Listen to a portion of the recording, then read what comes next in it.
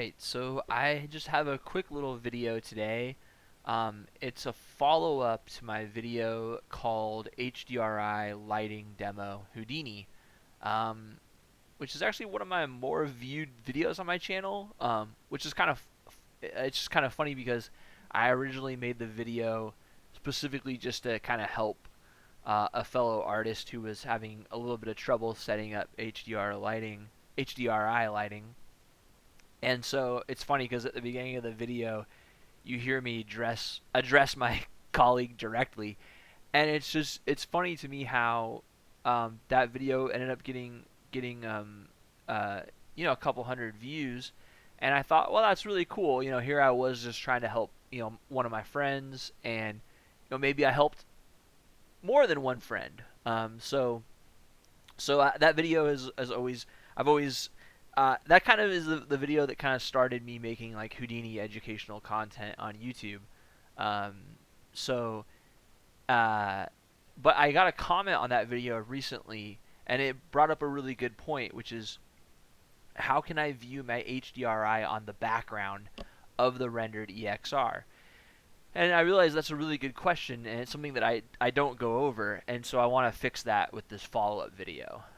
So that's what this is for, is just really quickly to follow up. So basically, if you followed along with that video up to this point, you basically should have uh, a similar scene where you got your HDRI light set up and it's currently lighting your scene. But as you can see, the problem is we don't see it in the background. And sometimes this is preferable, but sometimes you actually do want to see it.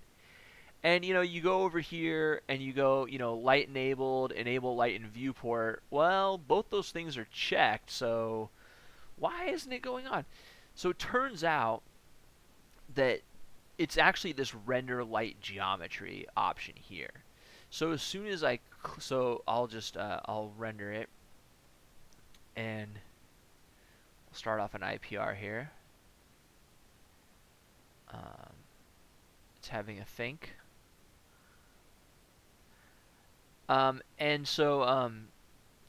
So here you can see that we cannot see the HDRI in the background, but as soon as we check this button, boom, there it is. And just to make sure, I let one of these render and I saved it out as an EXR just to test and make sure that the HDRI was actually in the background, and it is. So that's nice. So it's a nice quick little fix. Just this little option here under light. And I do want to point out one thing that I didn't get to in the video that I think is also pretty helpful, um, which is the idea that you can rotate your HDRI light. So let's say you bring in your HDR light and you get like this type of lighting, and you're like, dang, I really wish it was, I really want, this part, because this is my camera shot, I want this part to be lit, and I want the shadows to be thrown kind of backwards, right? So what you can do is you can go to your HDRI light and go to the transform, and because Y is the up axis in Houdini, we can rotate to get think of it as the entire you know global lighting is kind of rotating around it. So you can kind of um, you know mess with these values until you get the right angle of lighting.